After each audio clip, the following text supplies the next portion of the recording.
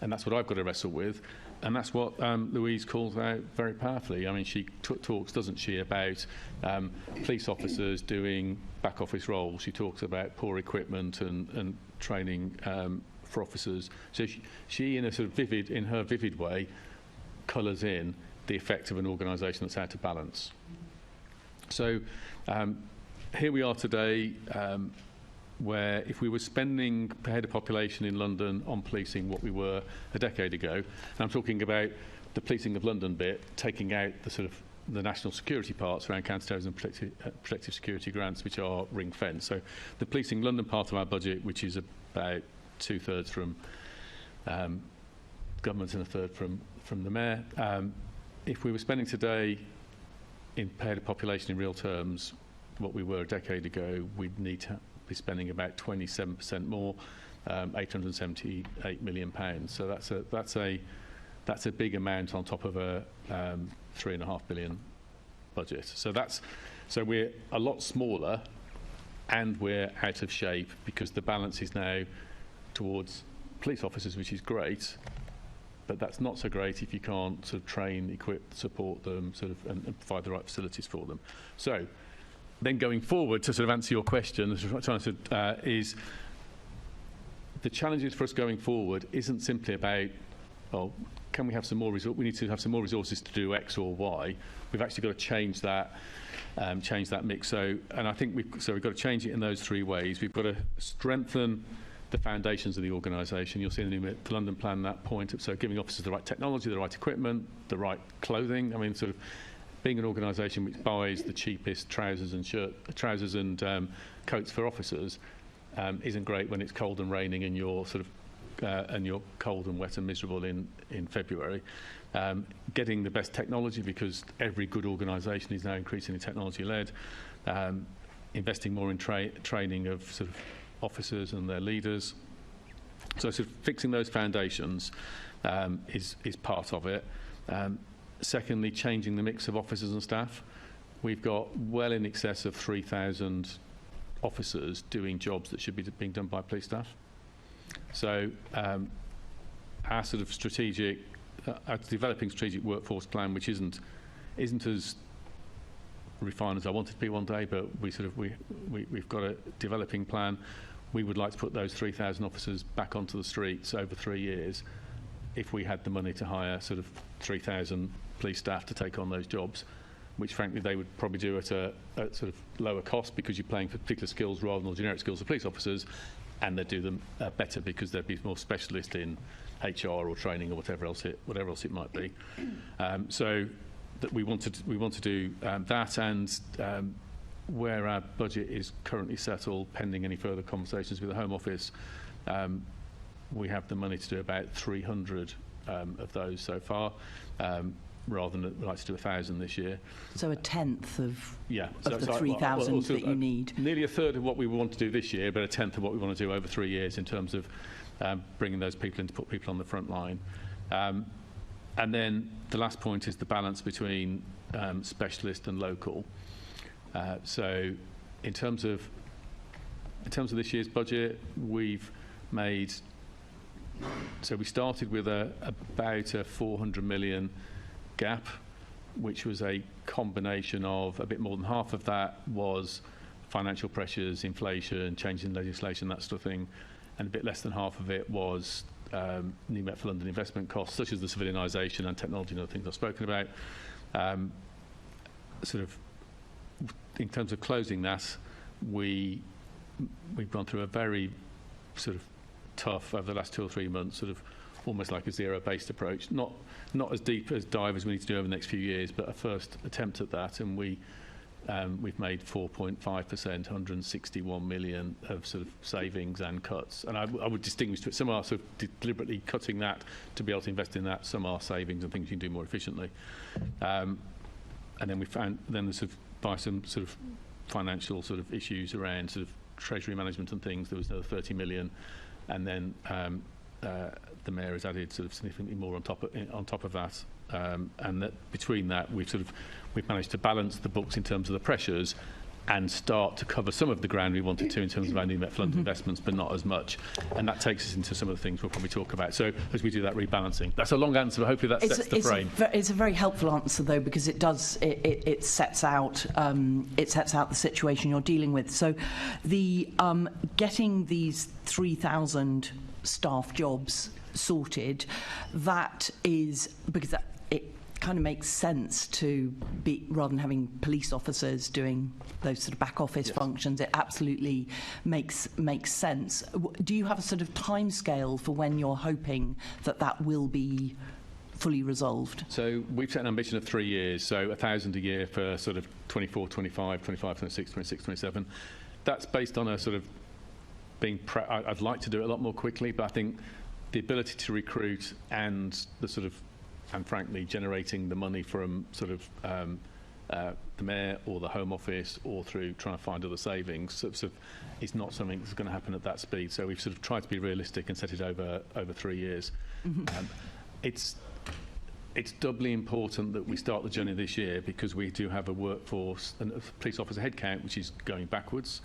The challenges of recruiting. So there's a sort of strategic intent, but there's also a practical reality of the difficulty of recruiting in London. Our retention numbers are good in terms of police officers. Our recruiting is not. And because whilst we control police staff pay, we do not control police officer pay. It's sort of national pay arrangements, and we are sort of going backwards and predict going back further next year. So at least if we can balance that going backwards by putting more officers on the front line, at least we're sustaining the strength of the front line, even if it's not, there's not too much net growth. Thank you. Deputy Mayor, could you just share any reflections on the composition of the Met's workforce, and also how Londoners can have confidence in the model, given that we've heard that it's all a bit out of kilter at the moment?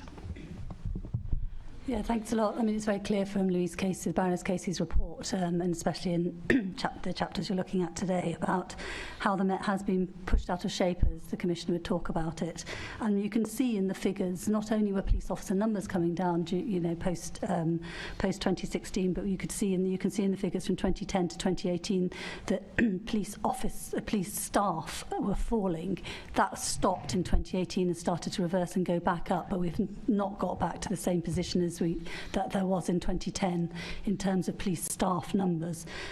And that is obviously a really challenging issue, because you want police officers to be doing the jobs that they are trained to do and have the expertise and skills to do, rather than doing jobs that police staff can do. You need the right experience and the right skills in the right places. In terms of what we are doing from City Hall to support the Commissioner's right ambitions to make sure that police officers are maintained and police staff numbers rise. There's an additional over £150 million in the budget for this year, and that's additional on top of the long-term funding since 2016 that the Mayor has put in. I mean, the Commissioner talks about the balance of funding. The balance of funding has gone from 19% government funding into the Met in 2016 to City Hall has increased from 19% funding to the Met in 2016 to 27% in the budget that's being proposed for next year. So it shows you how the balance is changing. And then, of course, within that, we have the problems around the national and international capital cities grant, which is also pushing the Met out of kilter.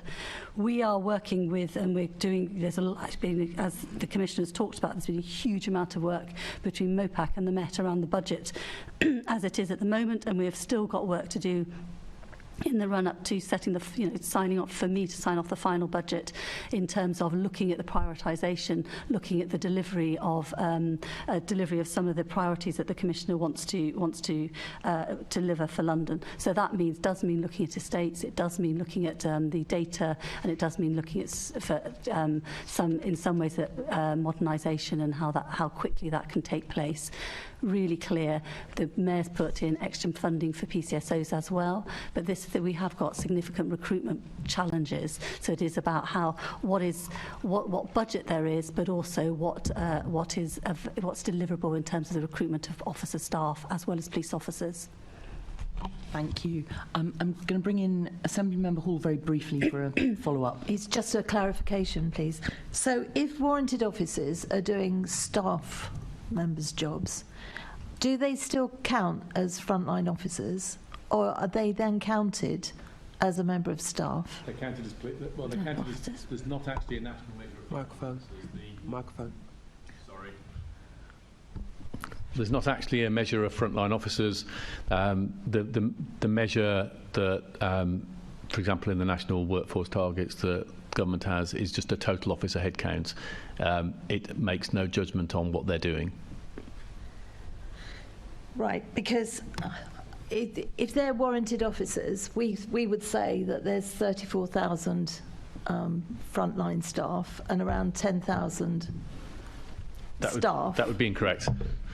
That would be around about what it was last time. I know you're dropping numbers like a stone at the moment, which is worrying for all of us. But I'm just thinking, if you were doing, well, not you obviously, but I mean, if a PC was doing the job of a staff member, would he be counted as, in your terms, as a staff member and go into that head count? No. So he would still go into what we always think of as a frontline. Yes. Which is why I said when you use the word frontline, it's incorrect, because there are a lot of police officers in non-frontline roles, and of course there are some police staff in frontline roles. So think of our call handlers, think of our PCSOs; they are directly serving the public. Think of our scenes of crime officers. No, I get all that. I was just concerned as to where the numbers are, and obviously the wages they're being paid is completely different than if they're doing a staff member's role and they're paid as a warranted officer. But you end up in this situation. So it's clearly not the best way to run an organisation. No. So I'm not pretending it is. But if you have workforce targets centred on the numbers of police officers, and you lose money if you don't sustain those, you end up taking the majority of your cuts on the police staff side.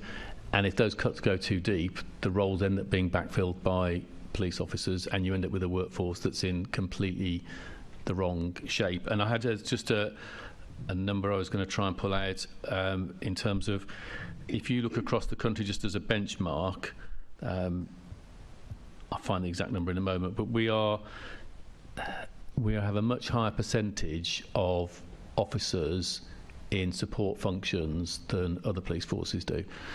So that sort of indicates that we're more leaning in that direction than others. Which is obviously unhealthy. For time, I'll leave it there, but it's a very, it's the counting of it that is of concern, but thank you, I'll leave it there. I'd also like to point out that police can be women as well as men. I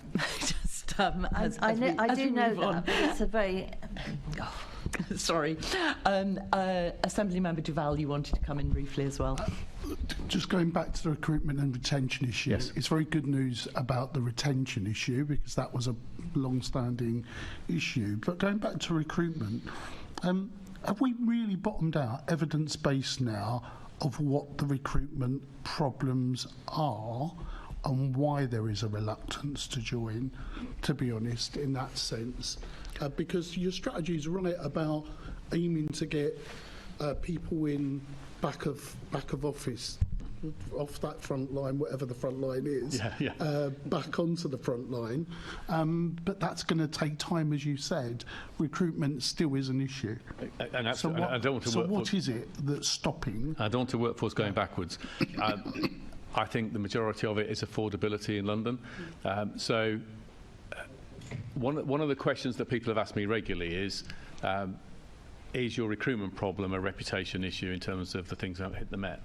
And that's a perfectly proper question. Now, if I don't ask it now myself, I'm sure one of you will probably ask it. And whilst we can't rule out that being a factor, the prison service in London has massive vacancies and has to bus officers around the country. Probation has record numbers of vacancies in London. Education and health have by far the highest percentage of vacancies in London compared to its other regions. I know other parts of sort of public sector, etc. So I think there's something about public sector pay in London, with as cost of living and house prices and things are moving in a certain direction. The current arrangements in terms of a national pay scale with a London allowance isn't working across multiple public sector workers. And so in terms of this year's pay negotiations, we've put in our submission recently for police officers, and I think there are probably 3 things required. I mean, the national ask, which I agree with, is about a pay rise which keeps up with inflation, a changing the initial starting point pay, so you lose the initial starting point because police pay is much less competitive in your first 2 or 3 years as an officer, so changing those pay scales in the early point. But then the third point for London is the London weighting needs a sizable change, and we've said that we think it needs at least £2,000 to get anywhere near sort of property prices and affordability in London. Okay, so that's going to take some time to address, isn't it? Because that's going to be with you for a bit like the issue of moving staff around into the right places and the right spots in terms of tackling crime. But if that's the case, then should we not try and jump ahead of the policy debate and then talk about the different mixed teams required for tackling crime in the future? Is that not some of the models and some of the work that's been done in the past about the shape of those teams? And no doubt one of the other questions that comes to mind is the way that Met policy of moving staff, prioritising issues, the firefighting, plug in the gaps or not plug in the gaps in terms of performance issues that comes to light. Are those things being looked in together, or are they being treated separately? So that they are being. So our resource management is one of the things that comes out in this, and so our management resources hasn't been good enough. We're getting better at it, and that's one of the things we're strengthening because that's a sort of foundational issue, and that ranges from day-to-day deployment through to long-term planning. So if we had complete freedom on workforce numbers, we would pick a very different balance of officers, staff and other skills, and sort of in both operational and support functions, because in operational roles, ideally we'd have more PCSOs and we'd return, we started sort of last year sort of 1,600 below the number of PCSOs we had historically in neighbourhoods, and the Mayor put in money to grow by 500. We're going to do over 100 of those this year and probably another over 100 next year, and that's more limited by recruiting than it has been by money. That's the first point there. But also there's operational skills and things like cyber and fraud and technology that we would want. So we would want to make that mix differently if we got rid of all those pressures. So there's a balance point, which is yours, the one point you're making. The second point is the size of the organisation. I made that strategically. I don't think it's big enough, but the mix is completely out. In terms of our deployment is too chaotic, and we are improving that, but there's some way to go. I mean, we have started. So if you look at the recent protests, which have been a big drain on frontline policing over the last 3 or 4 months, we've started changing the balance in terms of the officers we're using for that and taking more from non-community roles, so that you're sharing that out differently. And one of the things we actually have in the budget going forward is we want to increase our number of public order trained officers to give us a way of sharing that load in a different way, so it isn't always those closest to communities who get drawn out. Thank you. Now, Assembly Member Lord Bailey. Good morning, Deputy Mayor and Commissioner. Commissioner, just to focus on this issue about why people are not joining. Of course, we all know the cost of living it drives everything that goes on in London. But of course, many people who apply to the Met won't even live in London. And I start there because what do you think your frontline officers are saying to members of the public who are saying they are thinking about joining the police? So we're an organisation in the middle of change with lots of difficult issues that we're confronting, from sort of changing the way the workforce is, changing training, confronting standards issues. So I think a lot of officers will be very positive, but some wouldn't be entirely positive. I'm absolutely sure about that. But I do think the sort of that's another way of asking the reputation question. The fact that the whole public sector is struggling in London is the thing that tells me it's more about some base common issues like pay. But that doesn't mean that we can't work harder at different methods of recruiting. I think I asked the question in that way because I think it's more than that for the police. If you look at the pay scale of a police officer compared to jobs in particular, it starts high. The police has a real attraction that you know for a fact it will improve, which many other jobs don't have that. I think your issue is as much that, if not more, reputational, and a lot of it is about to do with morale and the way in which your officers are speaking about the experience they are having. You only have to look at what happened with your armed officers. I say this because I speak to a number of young people who are thinking of joining the force, and they are now beginning to seek out police officers to speak to, and every one of them that speaks to a police officer comes back in a worse condition than they left. And is somebody doing something about that internally, is my question. So you sort of hint towards a particular issue. There is a real fragility at the moment in officers' confidence to act. There's been a range of cases around officers making fast-time operational decisions where, as an operational officer, it's hard to fully understand why the response in terms of the accountability response from other bodies is as it is. And that's one of the reasons I know that the Home Secretary, the previous Home Secretary, ordered an accountability review in terms of how those issues are dealt with, and the current Home Secretary supports that, and that's still being finalised. I think getting the balance right so officers feel supported when they're making difficult decisions to protect the public is absolutely critical, and that is making officers' confidence quite precarious. Thank you, Charles. Stop there for time. Thank you. Oh, yes, I do. A couple of questions to the Deputy Mayor, I think. So my question to the Deputy Mayor, you made a comment about the amount of funding, the proportion that's come over to the GLA, to the Mayor. Do you think that's a problem? Do you think that's correct? I mean, the Mayor is always prioritising policing, and safety is always going to be a real priority, well, number one priority for him. But yes, I do think that's an issue because... Sorry, is there feedback? Yeah. No, it's not you. Okay. Is that better? Yeah.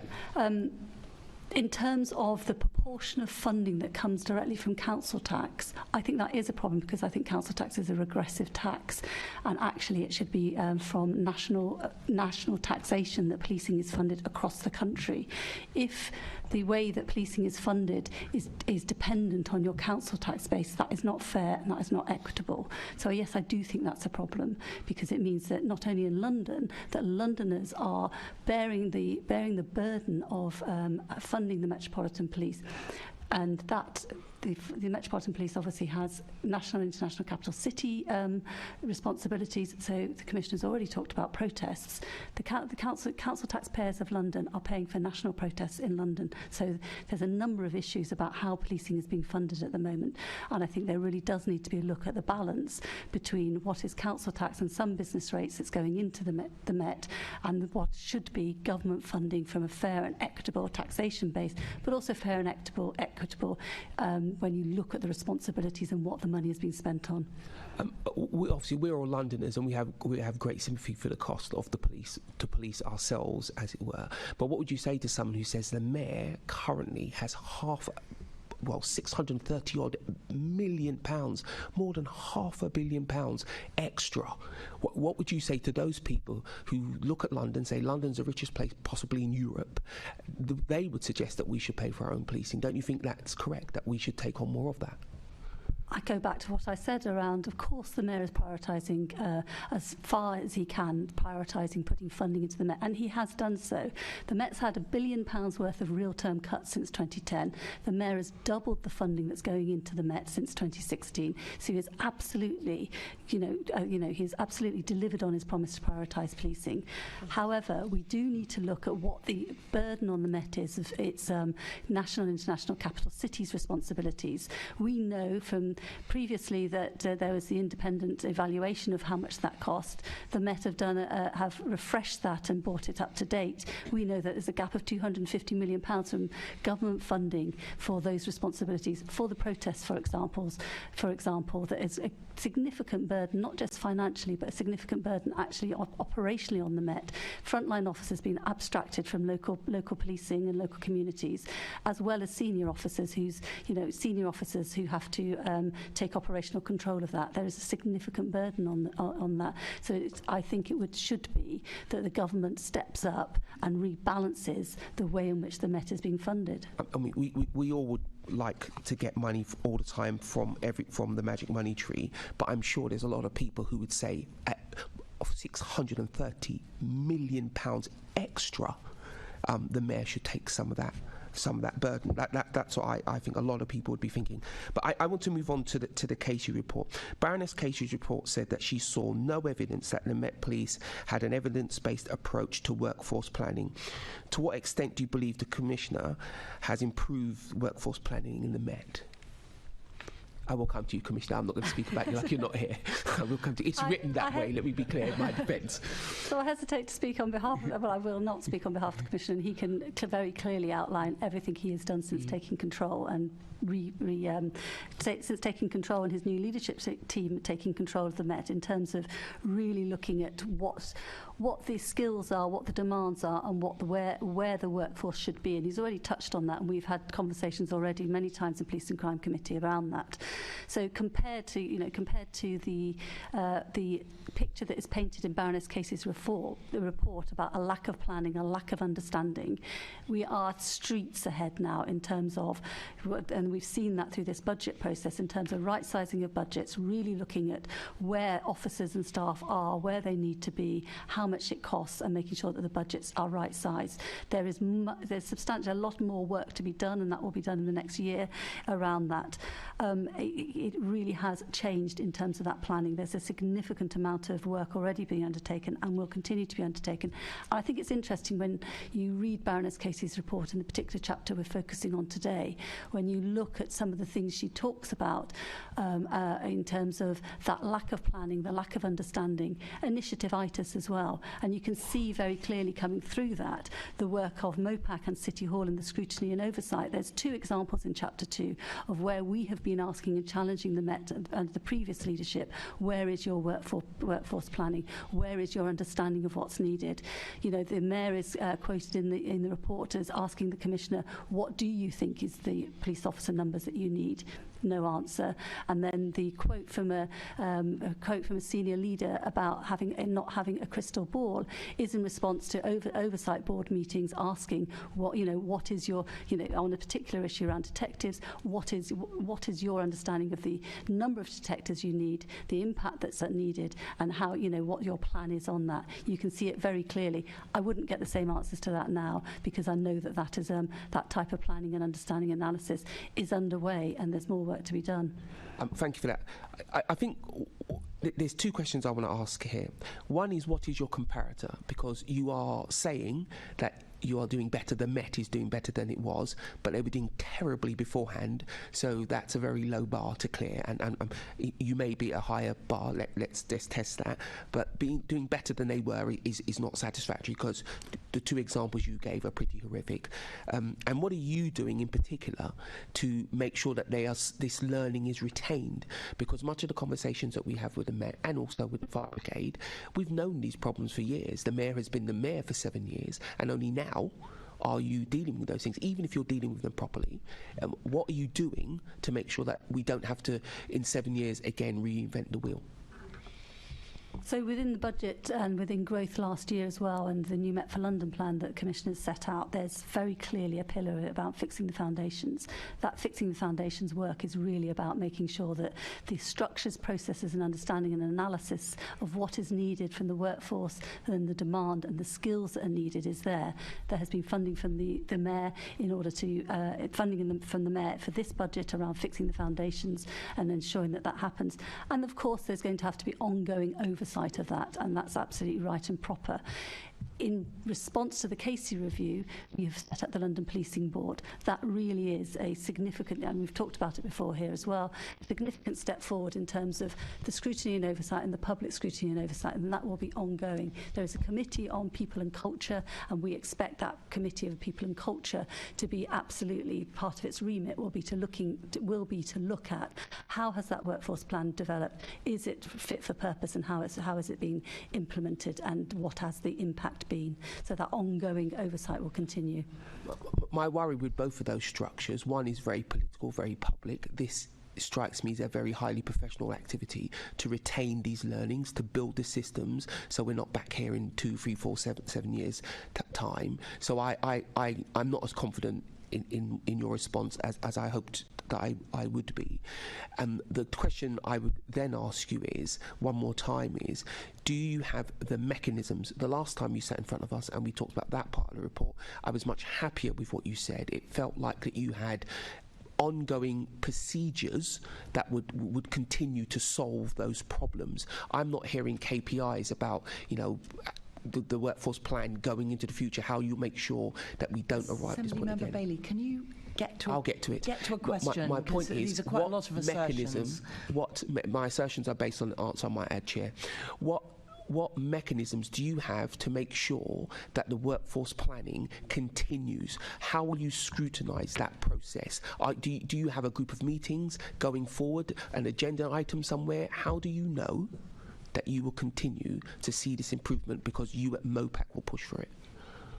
So one of the things we've done since the Baroness Casey's report, and we've discussed it as well, is we have looked, and rightly looked, at what does this mean for MOPAC, what does this mean for our oversight, and also what does it mean in relation to setting up the London Policing Board. How do we ensure that that London Policing Board has impact?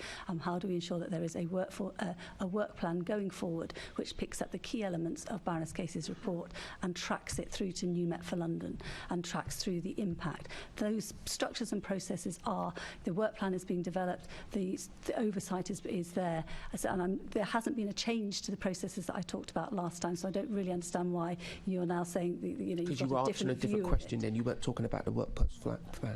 Well, in terms of the workforce plan, of course, the usual way in which we do oversight, the way in which I've described oversight previously in terms of the bilateral meetings that I have, the meetings that MOPAC officers and the boards that they sit on within the Met, through they sit on a workforce people and workforce board. That's not the right title, but there is a board. They sit on the appropriate board, so there is that oversight at officer level, which feeds up to the bilaterals and then feeds up to the London Policing Board.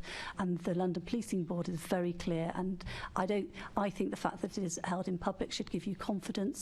You know what's happening, you can see what's happening, you can read the papers, and that shows you the processes and the oversight that's happening. And I have confidence that that will not only challenge but will support the Metropolitan Police going forward, because the people on the London Policing Board have a significant experience and expertise in change, in demand, in workforce planning and in change. Commissioner, I'm actually going to bring in Assembly Member Pidgeon, because I think we've been looking at this section for quite a long time, and I think we're ready to move to Assembly Member Pidgeon's questions. Well, I'd like to ask the Commissioner something. Very quickly. Commissioner, do you feel like within your own team you have the expertise to continue to deliver into the future as well? Because as the pressure of the Baroness Casey report goes away, do you still think it will be a priority for you, and how will you make sure workforce planning is a priority? We're building it at the moment, so we've done a lot better this year than we would have done previously, but there's more to do. Fundamentally, it goes back to some of the workforce questions at the start. If you've removed most of your capability to do the boring things behind the scene that make a big organisation work, like your business planning, your finances, your strategic planning, all that organising where you're looking at demand, looking at the future, and you're working out what resources do we need, and you're feeding that into a sort of an intelligent budget process with choices with City Hall and Home Office. If you don't have that machinery, it takes some time to rebuild. So this year's process has been the first go at that. I think we've made a reasonable attempt at it, and next year it'll be better. So one of the legacies I need to leave is an organisation where those foundations just work. So whatever the challenges of the Met are, it can tack and move to meet them. So we're making a lot of progress, and I think the things I would highlight, for example, the deliberate choices in the plan we've got going forward on the budget. So over last year and this year, through these deliberate choices, we're putting 793 more people into public protection because the demands in that area, so rape, domestic violence, child abuse, etc., has in the last decade sort of tripled or quadrupled, depending which metric you look at. The resources have barely changed. So it's not surprising the service isn't what any of us would want it to be. The people in there care deeply and are stretched unreasonably. So we've done some planning, and so some of the investment this year in rape and serious sexual offence officers is calibrated to bring down from workloads per investigator from 30 cases each to 15 cases each, which is more aligned with national benchmarking. So there's one example. I could also talk about what we want to put on volume crime or neighbourhood. So all of that we're starting to fit in. I can't say I've got the perfect process yet. We've got a rough working version 1 of it, and it will get stronger over the next year. Thank you, Commissioner. Chair. Assembly Member Pigeon. Lovely, thank you. Commissioner, can I just pick up on the issue of Baroness Casey talked about you doing this full sort of bottom-up budget review, and you touched on this earlier, saying you sort of done a bit of zero-based budgeting, which I have to say is music to my ears, and my former colleague on the MPA, Baroness D. Ducey, was obsessed by this, and the Met just wouldn't grasp it. Can you talk us a bit more around that, ensuring that your investment is aligned with priorities and demand rather than just historically how that's been done? And has this review been completed, or have you just done it in one particular area? No, so I might be stretching things to call what we've done as a full zero base. So we have over the last few months sort of taken a rule across the whole organisation, trying to work out where there are opportunities, where are the choices. So opportunities to make real savings, or choices where everything actually we'd rather make a cut there because there's less risk there than there is over here operationally. Yeah. So we've done that at a high level, and so that's we've got 161 million of savings in this year's budget. As a result of that, which is sort of about 4.5%, which is a good sort of first cut. A proper zero-based approach, having done this in sort of other leadership roles like in counter-terrorism before, you need to, I think it will take 2 or 3 years to work across the whole organisation, because you need to pick a function. So you pick forensics or you pick volume crime investigation, and you need to dive into that in a lot of detail. You need to properly understand the processes, work out is it efficient, how's it working, how could it be more efficient, and also what are the demands and what would the right size be. So it's about efficiency and workloads, and that level of detail takes quite a lot of research and right expertise. So as part of our change programme and part of the money that we're spending this year as a result of our savings and to the Mayor's investments, is to enable us to build a proper sustainable process where over the next 2 or 3 years we work through the whole of the Met slice by slice and do that really thoroughly, so that by the end of that you've given every piece of the organisation the efficiency sort of it can get to, and also got it the right size. And as part of that, one of the things we need to look at is sort of if it's savings or opportunities like automation.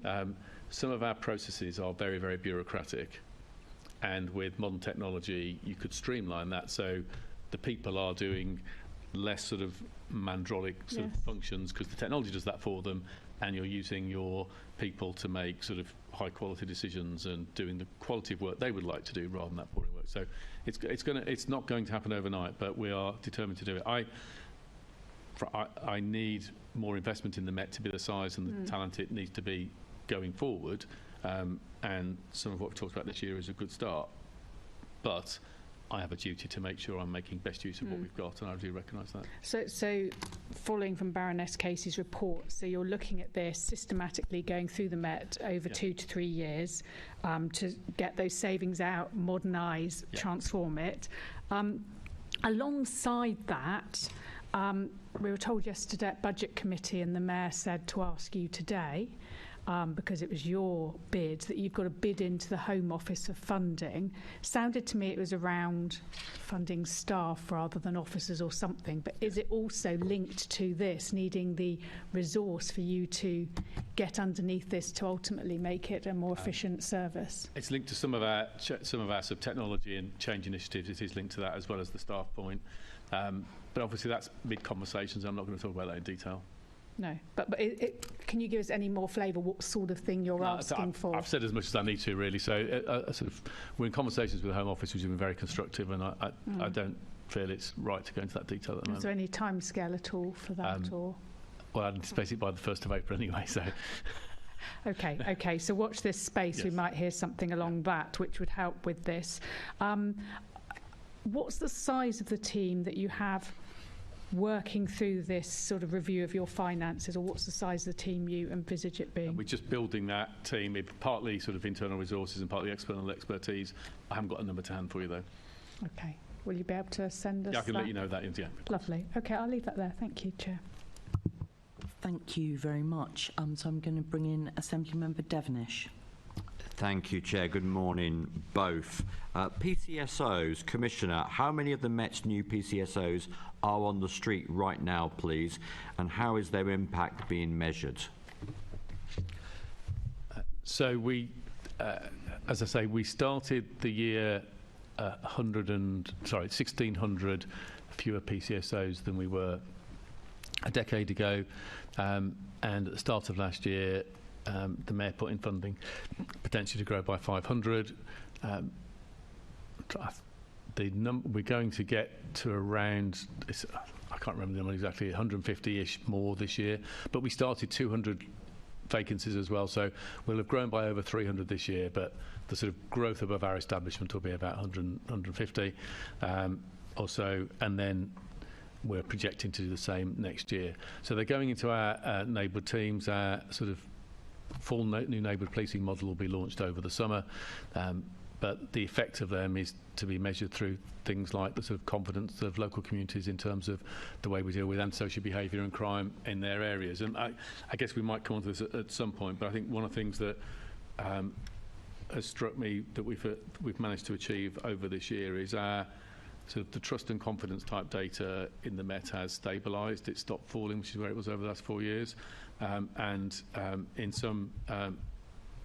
And it's interesting when you benchmark it elsewhere, and this is the sort of stuff that neighbourhood officers make a big difference on. So if we look, for example, I'm just finding my note here, look at the confidence of local people in the policing of their area. So the percentage that say they're doing an excellent job, we are well above the national average and above the other big city forces. So it's stabilised, and it's stabilised compared to others in a better position. That's not to be complacent. It's fallen a long way. We now need to build it back up again, but that's positive, and it's through things like that, through things like PCSOs, making a difference in communities that will move those numbers. And perhaps you could just write to me on the specifics of the PCSOs, what I'll give you the precise numbers, yeah. That would be really helpful. And has the funding for the additional 1,100 PCSOs now been identified, please? So it's in our ambition. It's not in the current budget. Do you know when it will be in the current budget?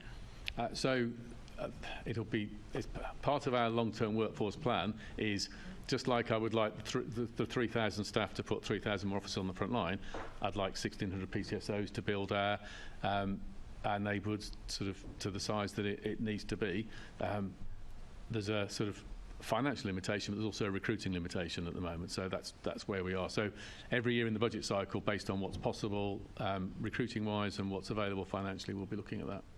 And then moving on, what discussions have you had with MOPAC and the Mayor regarding the required funding for the new Met for London, please? Crikey. Thousands of conversations over the last 3 months. It's been a very long and interactive process. So I mean, so as you'd expect in the budget process, just to sort of talk about it at a high level, we've been doing sort of proper budget planning. I mean, ideally, we'd be doing it in the summer, but we're building the capability, so it's been later than you would ideally like. We're doing proper budget planning in terms of this is where we are, here are the finances based on assumptions in terms of Mayor's grant and Home Office grant. This is the pressures it's going to leave in the system, which I say was a bit over 200 million. Here's, regardless of the pressures, what we need to spend to start to reform the organisation, which was sort of nearly 200 million as well. So you get to sort of around 400 million. We're then looking at what can we do to try and balance that because of our responsibilities, and hence 160 million savings. And then we're having sort of iterative conversations with City Hall in terms of can they help beyond the council tax with sort of further investment to help us make more progress. And so we've gone through that iterative process, and we've got to the numbers that the Mayor and ourselves have published in the last few days. And how much has the new Met for London cost to date, and what impact has the uncertainty of funding for the new Met for London had on delivery of the programme, do you think? I can't produce a cost to date. There was investment last year and this year, which I don't have a sort of a ready reckoner. We we have projected to sort of meet the challenges in terms of total workforce and improving the quality to London, that over 3 to 4 years that we probably need to invest about 900 million in the policing of London, and we've started that journey over the last couple of years. And we can lay all that out again after this, if that's helpful. Thank you. And can I just go back to the point that was briefly touched on earlier in terms of your, I won't say excuse, your rationale that the reason recruitment is being a problem is because of the London job market and because of pay, etc. I don't disagree with any of that, but the reality is you are 1,000 officers down on where you should be, correct? And by the end of this financial year, it'll be 1,400 roughly. Yeah, and do you think it's going to get worse than that? I mean, I've heard some figures up to 2,000. Is that true? It'll go beyond that over the next year, probably. And so, is there a plan? Because I appreciate all the excuses and the reasons, and I think that's very loaded to use the word excuse. We're having a frank conversation. So, I'm not sure that helps the debate. Rationale. I'll change my words, Commissioner. Have you got a plan to make up that very substantial shortfall in officers' numbers? We are constantly doing everything we possibly can do to change that. So as part of the national drive for police officer recruitment, the Home Office have got a central team. We've been taking everything we can do from them. Is there anything in our processes for recruitment that can be improved from best practice from around the country? So making sure those are as good as they can be, and we've taken on all of those issues. We've also been looking again at a sort of different advertising campaign and different ways of reaching out, and we're working on that at the moment, and that will be launching in the next 2 or 3 months, and I'm sort of excited by what I've seen so far on there. So we're doing everything we can do in terms of the best practice in recruiting, but if you were in most sectors, one of the things you would look at is our pay and reward package the right package? That's not in my gift, hence my point earlier about submissions to national pay negotiating. And also, of course, you do benchmark. You think, actually, is this just about us, or is it a wider problem? And hence the reason we've been looking at sort of public sector employability and sort of recruitment issues across London, and it's pretty widespread across the whole of the public sector, which tells me it's a pattern. We've also thought hard about the sort of reputation and confidence issues, and it's one of the things that's reassuring in our numbers is that the applications from women and from black, Asian and other minority ethnic applicants has held up well. So there's a range of things which keeps taking me back to this is at its core about a London employability issue, but we're not shying away from, can we tweak our processes, can we do advertising differently? But I think it's going to take a big movement that others have got the levers for if we're going to turn it in the other direction. But falling back at the rate we're falling, what that means for the policing in London is really profound and concerning. I don't shrink away from that, and I'm pulling every lever I have in my gift and asking others to pull the levers they have in their gift. So you're telling me you're going to be basically an entire BCU down in staffing. Do you think you need further outside help? Because yes, I accept all the points you've made, but do you think you need to go back to the Home Office or the Deputy Mayor and the Mayor? There's got to be other things that we can do, because we can't just say it's going to go down, the whole BCU is disappearing. So, as I've said, in terms of recruiting, I think the employability issues for the public sector in London are really concerning, and those levers do not sit in my gift, but we're making a very strong case for how those can be fixed through the national pay mechanisms. Secondly, in terms of mitigating the effect of this on the people of London, in terms of our workforce planning and the earlier conversation, the point about the investment in police staff that takes officers that we already have but are doing back office jobs onto the front line, we can mitigate the effects for London in the shorter term by freeing those people up. So that's why that's absolutely critical. It's not for me, it's not a nice to have, it's a critical step to get every possible officer we could do on the front line serving London. And the way to do that in the short term is with that investment in staff to take on those roles.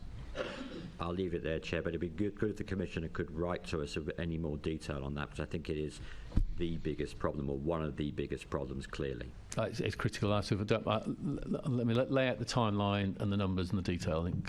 We'll do that for you. Thank you. That would be very helpful. Thank you very much. Assembly Member Hall, you wanted to come in briefly. This is very, very point quick. Of clarification. Just how many warranted officers, approximately, are there in the Metropolitan Police at the moment?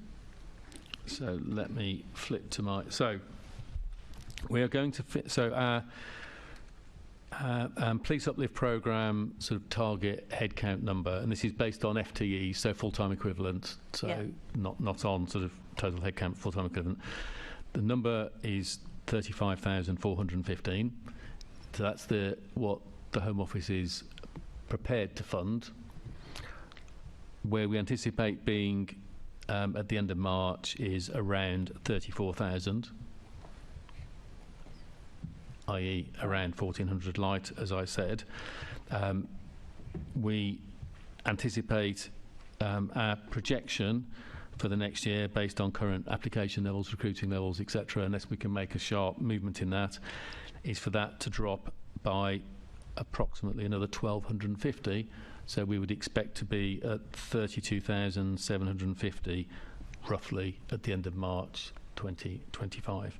Right. Now, that is deeply concerning to me, as I know it is to you, and so it's good that we've spent this time on this subject, which is why I'm pulling every lever I can, and why I desperately need the support and investment to free up officers from jobs that they shouldn't be doing, and also, and that's a sort of short-term mitigation, whilst we hopefully through this year's pay structure, which that reports in the summer and that could start to have effect from the autumn, start to change the employability prospects for police officers joining the Met in London. Yeah, I mean, I think we all get that. Out of those 32,750, are you also telling me out of that 3,000 of those are not actually doing frontline jobs? So it's more than that. But it's 3,000 we want to free up in that period of time that we think that's a realistic target. Okay, how many warranted officers are doing staff jobs? More than 3,000. Approximately how many more? I'm not going to make a note. It's more than 3,000. Okay. I mean, are we talking 1,000 more than that, or are we talking in the hundreds? You don't know? I'm not going to make it. We have the data. It's not one number I've committed to my brain, because we've looked at what we can achieve over the next 3 years, and we think freeing up 3,000 is the ambition. Okay. Well, I'm sure you'll write to us, but that takes us way under 30,000 officers, because people keep saying to me, because I keep saying, well, we should have 34,500 officers, because that's the figures we've had over the time, and the constant response is, well, where are they?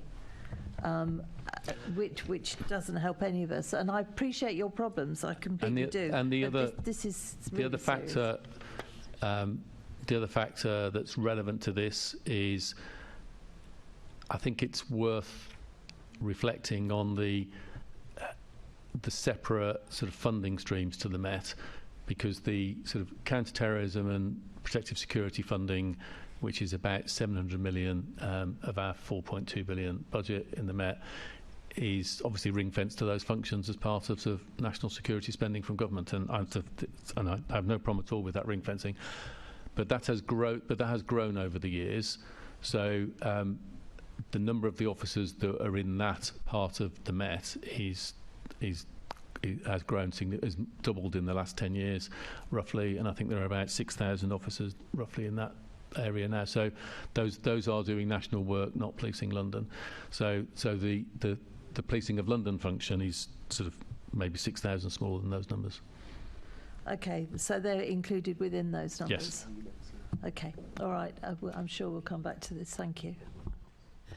Thank you. I'm going to bring in Assembly Member Desai, and we're moving on to look at governance, scrutiny and accountability. So, Chapter 8 of Casey. Okay. Thank you, Chair. Good morning. If I can ask you both a couple of questions about the relationship between the Met and MOPAC. So, Baroness Casey described this relationship as dysfunctional. As far as the Met was concerned, it was defensive and had a tendency towards obfuscation. And as for MOPAC, she said it lacked a systematic approach to supporting and challenging the delivery of agreed aims, objectives, or outcomes.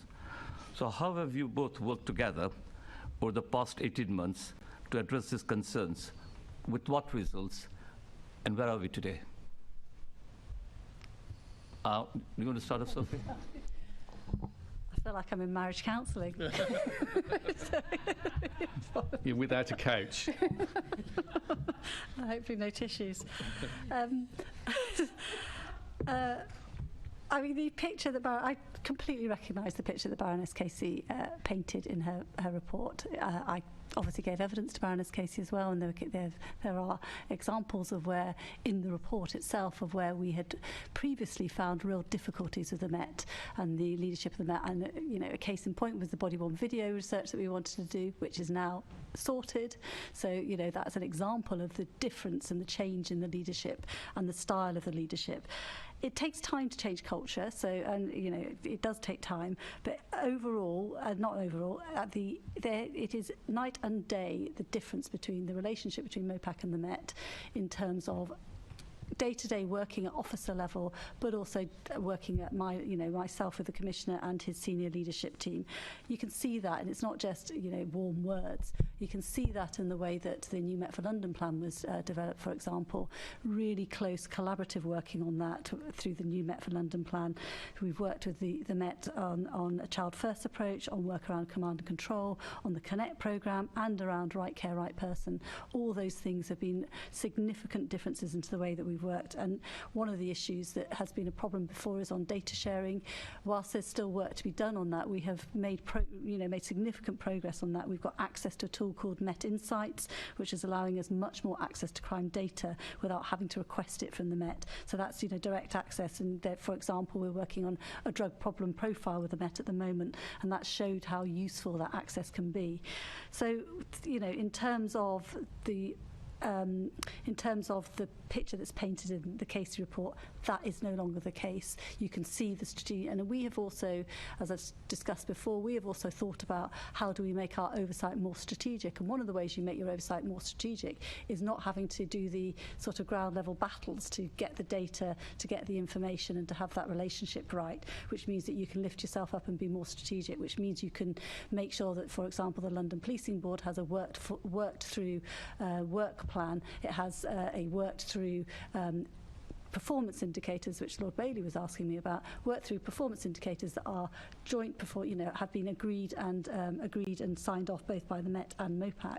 So there is a sort of shared version of where you are trying to get to. Commissioner. Thank you. Sorry, the marriage guidance thing is still stuck with me. So I think we're making sort of good steps towards a sort of more collaborative relationship. The law creates sort of two separate organisations with different responsibilities that are supposed to work very, very closely together, and the scale of the challenges in terms of really transforming and changing the way a police service is sort of resourced, organised, run, managed, sort of cuts across both of our responsibilities, and so that joint working is really really important, and I'm absolutely committed to that and the transparency. It's a sort of, I think, quite a big change, and there's a lot to do there. And some of the issues we're discussing are things like on sort of performance match. So Sophie talked about data and how we making progress on that, and there's more to do, and issues like performance management, where we've got separate teams doing sort of performance data, and sort of we're looking at how we might have that sort of more jointly together, so we have a sort of shared insight and reporting as far as possible that enables us to be having the right conversations rather than looking at two sets of graphs that on the same data say different things, which isn't ideal. So we're working towards that, and of course then we've got changes built around things like the London Policing Board, which have added into other governance frameworks as well, which have added sort of further scrutiny and different expertise to the table. So, coming back to you, Deputy Mayor, if asked now, and to some extent you've already answered this question, but I'll still put it to you. I mean, how do you think that officers in MOPAC would describe the relationship between the two organisations? I think what they would say is that it has improved, but there's still work in progress in terms of making sure on a day-to-day level that access is as smooth as possible. But in terms of the strategic work that we're doing, there's been significant improvement, and I touched on some of the examples of that where we have made those had that joint collaborative working. There's still some work. It takes time to change a culture, and the culture of the Met that Baroness Casey outlines is not just around all the issues around personnel and misconduct and disproportionality and values and principles, and that does, it is also about opening up and being more transparent and accountable. That does take time, and I think I would hope that officers in MOPAC would be able to say that they can see progress, and that they can see a path to getting to the point that it really needs to be at. Thank you. And Commissioner, the other way around, how would you say that your officers would describe their relationship with MOPAC now? Anything more that needs to be done? So we've been working together for just over a year, so it's made progress, but we'd say the same. I think our people would say we've made progress in some respects, but there's more to do, because as I've just talked about, for example, the planning and budget process this year, next year needs to be smoother, and I think sort of some of that definitely sits on us, but it's probably a joint responsibility as well. So it's work in progress to be really reshaping them, and I think the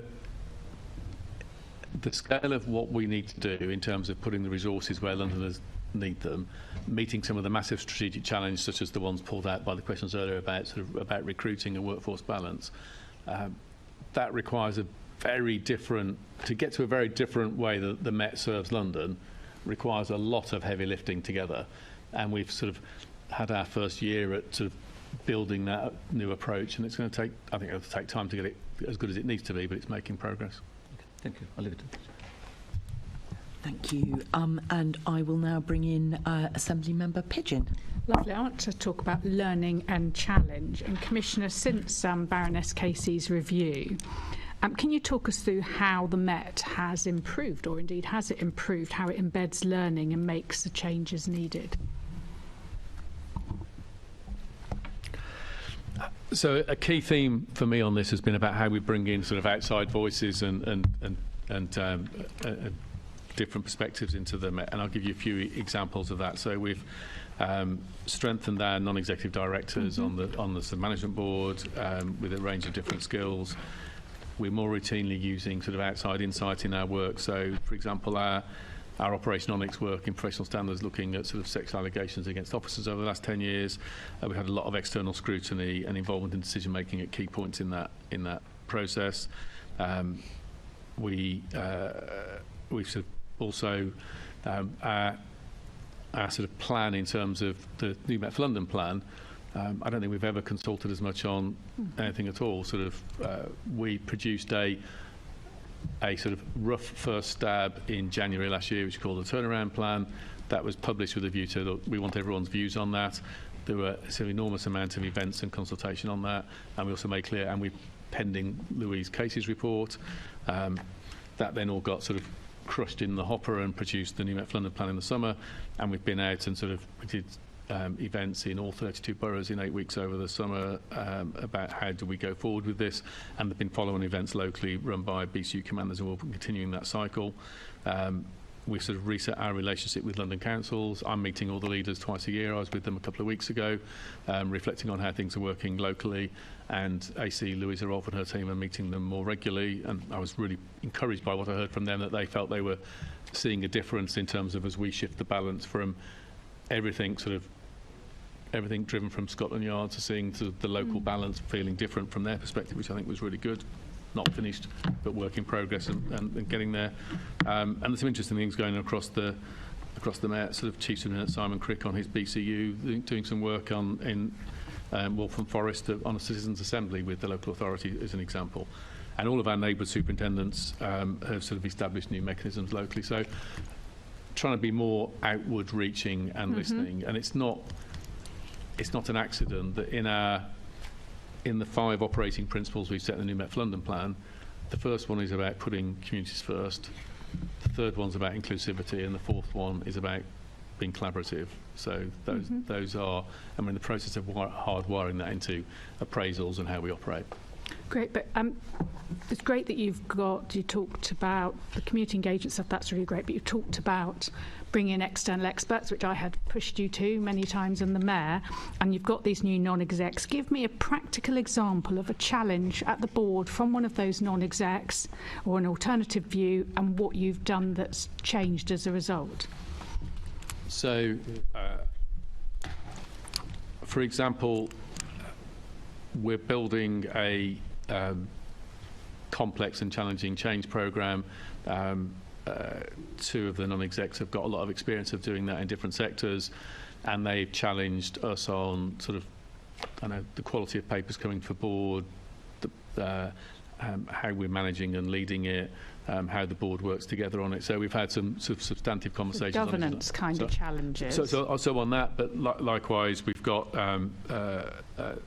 of the NEDs are looking at our developing programme on culture change, and they're involved in meetings at different tiers in the organisation and challenging what's in that and helping us develop our thinking on that. So it's ranging from subject matter. One of the other NEDs has got a lot of technology, an amazing technology experience, and is being challenging and helping us with our Connect programme, for example, and some of our wider technology programmes to generate innovation, like the automation I mentioned earlier. So I didn't want NEDs just as governance tick boxing. I wanted them to bring skill sets where they could dive into particularly important strands, and those are some examples. That's what I was trying to get at there. Okay, but let's talk about embedding learning. Let's talk about a specific area, and you can probably guess what I'm going to talk about: child protection. So let's look at that area. The Met seems to have struggled to embed any learning in that area and make the required changes. We've had numerous reports since 2016, as I regularly talk about with the Deputy Mayor. In the autumn, as I'd raised with you at plenary, we had 2 accelerated causes of concern, and then the recent, yet again, damning is the only word, once again, report come out on how the Met handles child protection. So what are you doing to embed learning to turn around this area, which is clearly failing young Londoners? Thank you. So I think that I wouldn't necessarily come at it from the word learning. I think you actually have to look at what will make the change that's needed to make and make it stick. And I made the point earlier about resources. Yeah. If sort of rape, domestic violence, child abuse, all those public protection areas, if the caseloads go sort of triples or quadruples in a decade and you barely change the resources, then the consequences for victims are they're going to see a very stretched service, which is going to struggle to deliver for them. So we're looking at the resourcing of that. We're looking at sort of particular ways it's organised. The way we assess risk of some missing young people, we're looking at whether a more central model might help with a more standardised approach. And so there's the sort of how you manage the function and properly taking on the learning, and not just issuing a new policy and pretending that will stick if the resources or training and things aren't there. So doing it sort of much more systematically. The second part of that, I think, balances with the strategic function of the organisation in terms of, do you have proper change capability, and do you have a way of tracking actions and managing that's sustainable and resilient? Because frankly we haven't, and that's part of that fixing the foundations we spoke about earlier. So it's about basic good governance and how a big organisation, in our case policing, whether you identify them yourself or somebody else does, identify things that need to change and improve, actually looking properly hard at why isn't it working, what are the causal factors, how do we change that, how do we make it stick, and how do we follow through. It's proper governance and change management. And I mean, for example, I have seen we have new policies and learning logs that go around organisations, but those are never going to make the difference you need if you haven't got training, skills, resources and things right. That's right, so it's far more fundamental, Exactly. Rather than, OK, here's the quick action plan, we tick it off, we show we've done that, move on to the next thing, and then you get another report you've got to react to. Yeah, exactly. And sort of you can see the effect of sort of determined change. So as we've started strengthening public protection, and there's a lot to do on child protection, I don't dispute that. but our sort of our work on rape has improved substantially from being sort of amongst the bottom in the country for solving those cases to being the top. Similar for child abuse investigation. So we're starting to sort of systematically change the child protection side. We've got to do more, and I completely accept that, and we've got a plan that's already making progress. Yeah, and you said earlier 793 extra officers into that area. Do they work across... We're part way through. We're not all the way through. That's right. From this year, sort of 23-24 investment, which is we've managed to get sort of around half the officers in sort of from memory, and then we're going to try and put more in next year as well. And how many of those are around child protection, or do they cover different areas? I can't remember this, but they cover different areas, but some are. You could write to us Yes. with that, perhaps. You talked about training, and we constantly talk about training here, but when there's clearly a victim-blaming attitude, and we've seen that in report after report, a really negative view of young people, how and what are you doing to do that training differently? Because clearly it hasn't worked over the years. You've tried different training models. What's different in that area that's going to make the change? So we're still looking at how we're going to deliver that Right. training and have that effect. So I haven't got an answer for you now, but we'll be up to update in due course. Okay. I've only got a few weeks to be updated, so you're going to have to come back quite quickly on that. Let's look at this. In December, another HMIC FRS report, Care Quality Commission and HM Inspectorate of Probation did a targeted inspection of a multi-agency response to serious youth violence in Merton. And in that report, it said, despite individual efforts of committed police officers, the absence of a child-centred policing strategy in London is contributing to a disjointed and inconsistent service to children affected by serious youth violence, and so on. Where are we with that child-centred approach? Where are you with your strategy to absolutely make sure that you're getting this right first time? So the team are still working on the strategy. The Deputy Mayor referenced it earlier. It's a very difficult balance for policing compared to other safeguarding agencies because we have two balancing duties. We are, the law says that children over the age of 10 have criminal responsibility, and the law creates safeguarding duties in terms of it sort of being sort of child-centred. We have to operate in both of those areas. We're dealing with children who are sort of taking machetes to each other on one hand, and children who are vulnerable on the other hand. And finding the right balance on that is important. Partners in this space are much more focused on the diversion and the support, which is completely proper, but we have to find that right balance, and we're still working on that. And what's the timescale for that? Because that's what I mean. That was something that was in your new Met for London as well. This new child-centred approach. It's the date is in the future. There's so many dates in that. I can't remember all the dates. It's in that plan. I'm not sure there is a date. I haven't seen one. I think I've been asking mayors questions on it. I don't think I'll come back to you with one. I don't think there is. Because I think unless you get that, I mean, I don't know if you've got any further comments on that inspection into Merton, whether you've got any other thoughts or comments on it. I mean, I think it was quite wide-ranging. I think it was, from what I recall, it was sort of, frankly, more positive about the policing role in the partnership than some of the other partners. I think that was quite a wide-ranging inspection. I thought it had been quite positive about everyone else other than the police, actually, but we'll see. But I think there is, I mean, that shows that getting this approach right, and that's part of your fundamentals, is the only way you're going to transform this area. Yeah. Okay, I'll leave it there. Thank you, Chair. Thank you. Assembly Member Duval. Look, there's been a number of positive steps forward, but equally in terms of child protection and some of the issues, and I think just that last encounter just quoted that there is a vast gap between the reality of the service and actually when it comes to be inspected what's really going on.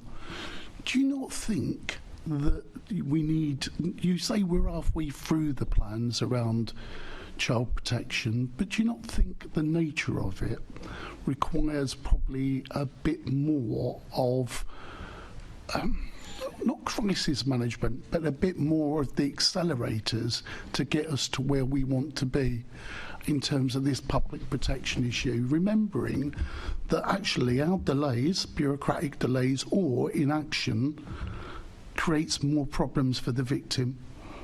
This in terms of where we are, and also in terms of and your plans sound all plausible, feasible, on the right direction of travel, but actually it's been going on for too long.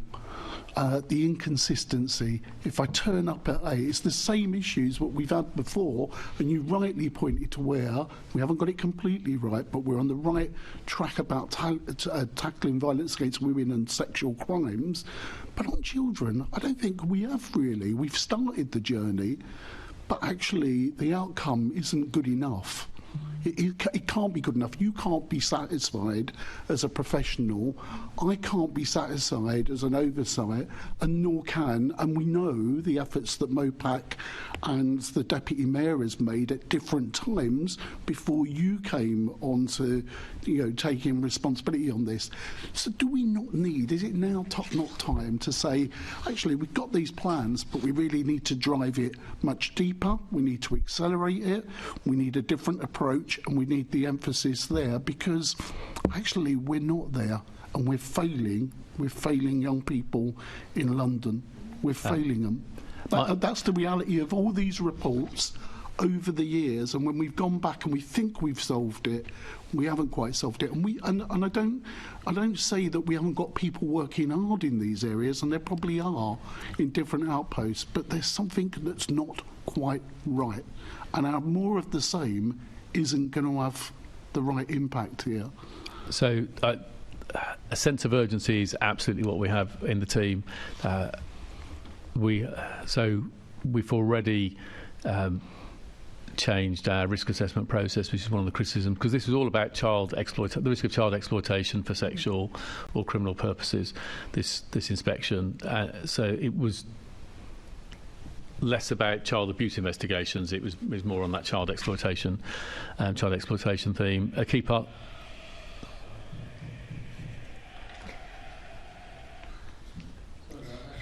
A key part of lost my train of thought there for a moment. A key part of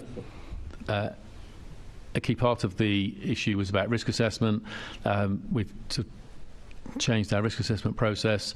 That's creating other challenges. On one BCU, the number of missing children graded high risk has gone up by 50% overnight. So that's a massive surge in workload. So there is an urgency in terms of improving the way we do things, and there's moves I already see happening. It goes to that point about an organisation that's trying to improve on multiple fronts. So we've had conversations about improving rape, improving child abuse investigations, putting more resources into neighbourhoods, putting more resources into professional standards and dealing with the challenges there, in an organisation that actually its frontline sort of policing capability is shrinking. That is a really painful balance. So there's not a fatalism or defeatism here at all. We're determined to succeed, and we're trying to move forward very quickly on multiple fronts. I'm just not going to sit here and pretend that it's straightforward. I think you can be very ambitious and very determined in a complex environment where you can't move as fast as in an ideal world, if this is the only thing we were trying to move the dial on in the Met, you could move much quicker. But when you try and move it on multiple fronts, that's the challenge we face. And when you start to move the dial and your workload goes up by 50%, that is a big challenge. But what I'm arguing is I understand all those issues that you've said to me, and I don't think I'm asking the impossible, but I'm asking for a slightly different approach to where you pick up on, and let's go to child protection issues, where you watch those case levels either going high, how do we support those people on the ground rather than watch those case levels go high and be left unattended, undealt with, even though you've got a new risk model of where in the postcode lottery about leadership, that actually we've got some fantastic leadership and we've got some pedestrian leadership that isn't actually fit for doing what we need to do. So I need to know is that supervision there? Is the intervention there to move into those areas where you're helping, supporting, or going into areas and giving some extra resources, even for a short while, because you recognise something is going quite wrong? What we can't have, and that's why I say more of the same, is letting things drift. of letting things drift and letting the bureaucracy manage it with a risk assessment issue, because the nature of these crimes and the consistency in terms of what we need to offer in terms of these victims of these crimes needs to be much higher. No one, and do you think there is an issue about young people, and not just young people, but issues around child protection, the voice for those victims? There is the advocacy isn't always there. And in some ways, you've got a job to do, and I think you eloquently outlined the balance. But what I'm asking for is a different type of intervention, and maybe it's there, and maybe when you come back to the committee, you can highlight where you think that is there, when you think that standards fall below certain areas, and maybe indicate to us when you think you have performed. I don't need the geographical details, but we'd like to hear about those incidents to give us some reassurance that that is taking place within the system that you've outlined. So there's some extraordinary work going on day in and day out. So one example would be some of the technology we've been using to focus on arresting the men of violence behind the drugs lines. We've flipped that, and we've been using it to spot and identify and get hold of in a constructive way the young people who've been coerced, threatened into running drugs for them. So we've been using that technology to identify those missing children, those children at risks, and getting hold of them and sort of getting them into sort of the right support from sort of youth services and others, as an example. We have put of our sort of uplifting public protection, we were talking about it earlier, some of that were extra resources going into the child exploitation area. I just can't recall the exact number off the top of my head. And so we've already testing different ways of doing the risk assessment and trying to improve the focus in terms of identifying the most vulnerable children and the way we go after them. So there's an awful lot going on there to move the dial as quickly as we possibly can do. And perhaps at one of your future scrutiny meetings, maybe with the commander in that area, Kevin Southworth, I know he's been a couple of times this year, I'm sure there'll be a case to dive into that and talk through some of the detail in the numbers and how it's moving in the right direction. And in terms of training, one of my commitments is about sort of better leadership training. We're training all of our frontline leaders this year, so that's a week's training for 7,000 sergeants and frontline supervisors on a range of issues, and public protection, issues like domestic violence and this are part of that training. So there's an awful lot in the plan that's trying to move the dial on these issues. Thank you, and I think you're hearing loud and clear that this committee feels very strongly about protection of young people, I mean, I think the decrease in the use of strip search as a tactic in terms of policing young children is something that we've raised with you, and we raised with you the problem of it, and we've welcomed the decrease in that. But there are still issues around the presence of appropriate adults, disproportionality in policing of young people, and also the use of force that sometimes leads to hospitalisation, which we learned about from Red Thread. So I think these are issues that this committee, all of the committee, cares about, and I think we will certainly take that up. Hopefully, we can all suggest to the next chair of this committee for next year that we can follow through on the protection of young people. So if I can come back, just Chair, please, on that very, very briefly. So the things you said there are true, but present just one side of the issue. So I think that the challenge is when you've got several hundred children a year in London are stabbed, usually by other children, when you've got sort of many hundreds of children involved in drug supply, there will be occasions where more than a cursory search is required.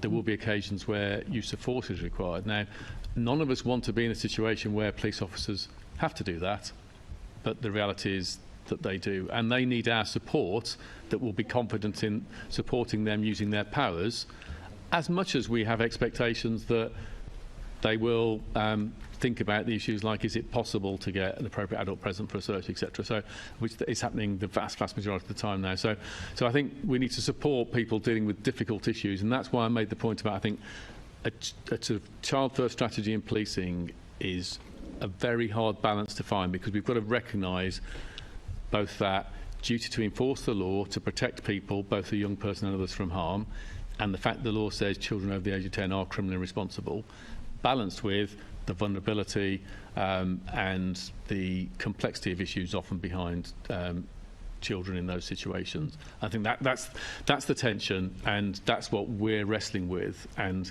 I think it's helpful if when the committee recognises those two sides of the challenge that we face. Yep, absolutely. We are now taking a 5-minute comfort break, so we will be back at 11:37. Approximately.